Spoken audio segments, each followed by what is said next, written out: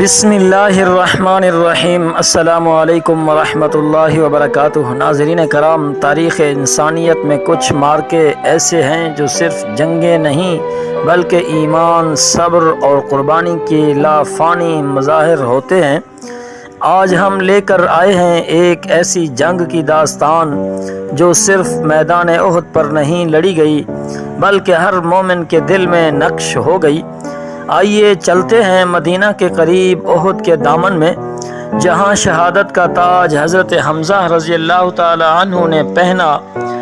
ناظرین کرام، سن 3 ہجری رمضان کا مہینہ گزر چکا۔ شوال کے مہینے میں قریش مکہ نے بدر کا بدلہ لینے کی ٹھانی۔ مکہ کے سردار ابو سفیان نے 3000 کا لشکر تیار کیا۔ ان میں 700 زرہ پوش، 200 گھڑ سوار اور بہت سے حبشی جنگجو بھی شامل تھے، جن میں ایک خوفناک غلام وحشی بھی تھا۔ ادھر مدینہ میں رسول اللہ صلی اللہ علیہ وسلم کو خبر ملی۔ آپ نے صحابہ کرام رضی اللہ تعالیٰ عنہم اجمعین سے مشورہ کیا۔ کچھ صحابہ نے شہر کے اندر دفاع کا مشورہ دیا، لیکن نوجوانوں کی خواہش تھی کہ باہر جا کر دشمن کا مقابلہ کیا جائے۔ رسول اللہ صلی اللہ علیہ وسلم نے ان کی خواہش قبول فرمائی اور تقریباً 1000 صحابہ لے کر میدان احد کی طرف روانہ ہوئے۔ راستے میں عبداللہ بن ابی اپنے 300 آدمیوں سمیت واپس مڑ گیا اور صرف 700 مسلمان رہ گئے۔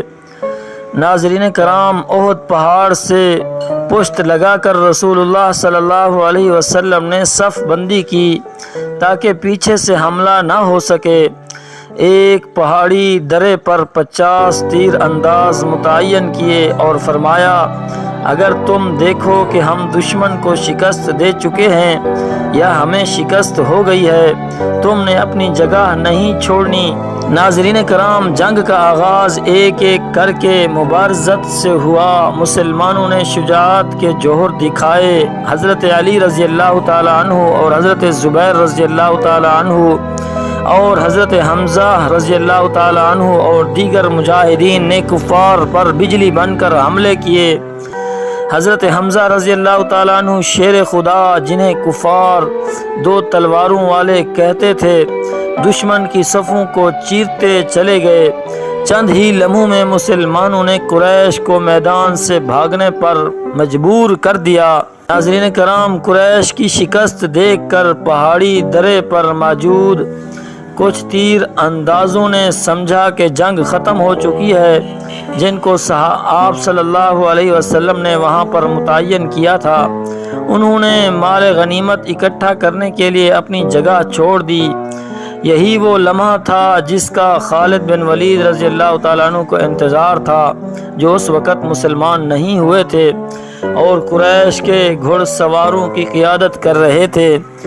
خالد بن ولید نے عقب سے حملہ کیا اور مسلمانوں کی صفوں میں بھگدڑ مچ گئی۔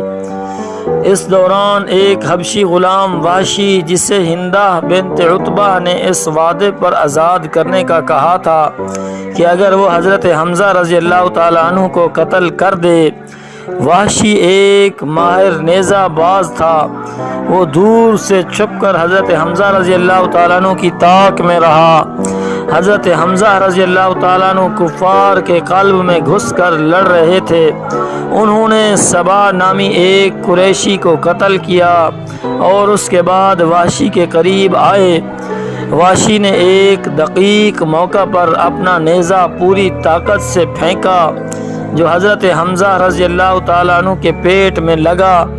نیزہ اتنا کاری تھا کہ حضرت حمزہ رضی اللہ تعالیٰ عنہ کو موقع پر ہی شہید ہو گئے۔ رسول اللہ صلی اللہ علیہ وسلم کے شیر، اسلام کے علم بردار، آپ صلی اللہ علیہ وسلم کے چچا، بھائی اور سب سے پیارے ساتھی زمین پر گر چکے تھے۔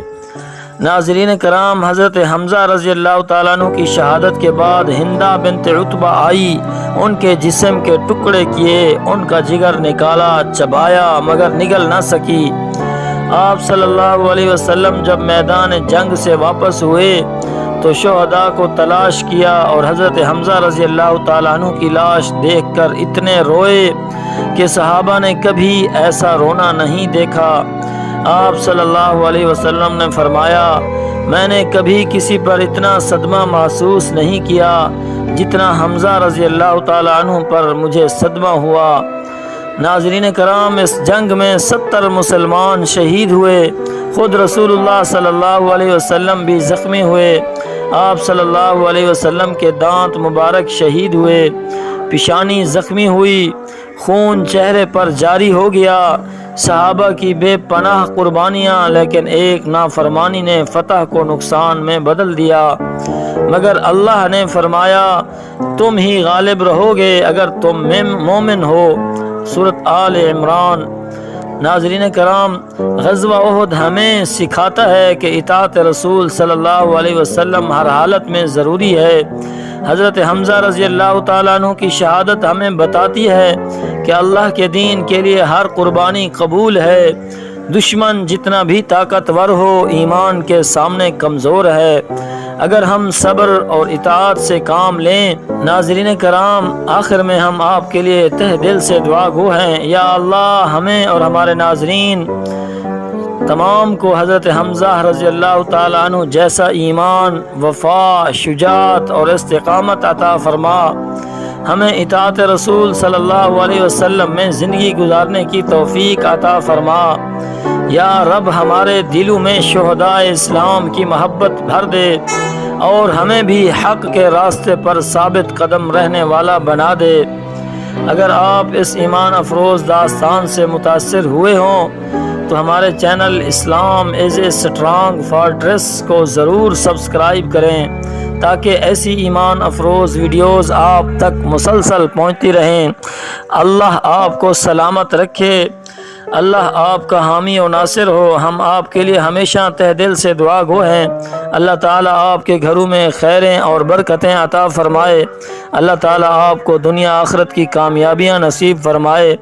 ہم آپ کے لیے دعا گو ہیں۔ آپ سے گزارش ہے، اپنی دعاؤں میں ہمیں یاد رکھیں اور اس بہترین مشن کو کامیاب کرانے کے لیے ہمارا بھرپور ساتھ دیں۔